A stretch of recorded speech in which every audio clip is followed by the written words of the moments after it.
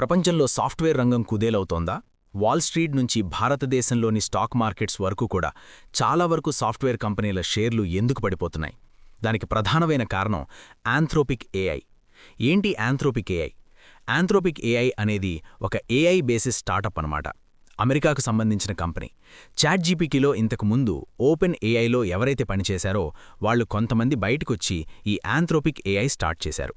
రీసెంట్గా నిన్న కొత్తగా వాళ్ళు ఒక లార్జ్ లాంగ్వేజ్ మోడల్ రిలీజ్ చేశారు. వాళ్ళు అప్గ్రేడెడ్ వర్షన్ ఒకటి రిలీజ్ చేశారు. దాని పేరే క్లాడ్ అన్నమాట.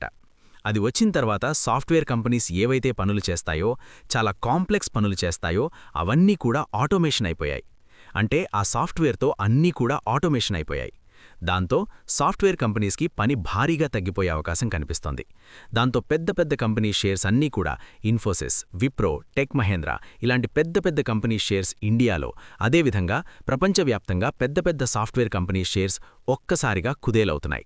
అయితే ఇంత ఆటోమేషన్ సాఫ్ట్వేర్ రంగంలో ఇంత ఫాస్ట్గా వస్తుందని చెప్పి ఎవ్వరూ అనుకోలేదు.